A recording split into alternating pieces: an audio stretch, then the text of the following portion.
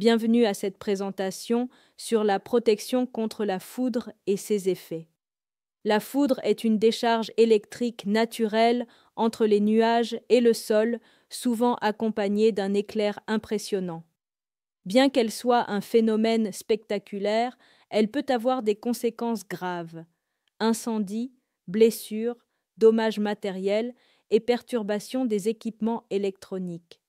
Mieux comprendre son fonctionnement et ses effets est indispensable pour mettre en place des mesures de protection efficaces et assurer la sécurité des personnes et des infrastructures.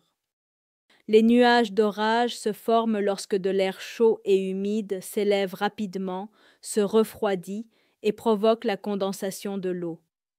Cette condensation libère de la chaleur, alimentant des mouvements atmosphériques qui génèrent des éclairs, du tonnerre et de fortes pluies.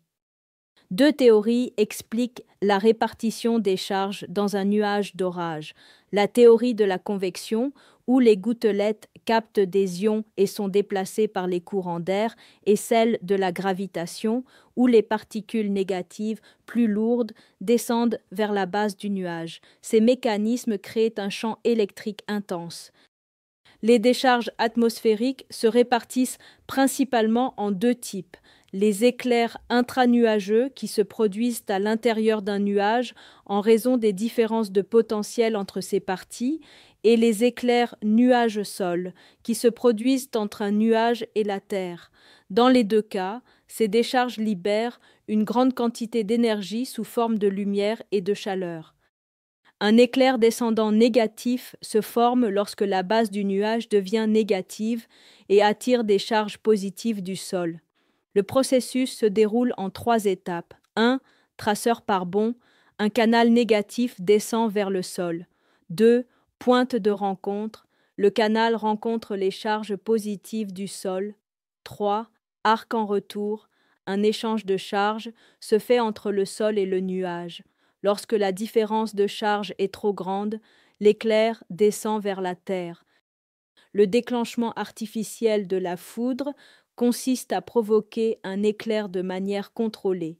Cela se fait en créant un chemin conducteur dans l'air, par exemple à l'aide d'une fusée déroulant un fil métallique relié à la Terre. Ce procédé permet de diriger la foudre vers un point précis afin de limiter les risques liés aux orages, notamment autour de sites sensibles. La foudre crée un champ électromagnétique puissant lors des décharges. Elle émet des impulsions d'énergie dans des bandes de basse fréquence, pouvant perturber les équipements électroniques, même à distance. La foudre peut perturber les appareils électroniques, même à distance. Il faut donc en tenir compte pour bien se protéger.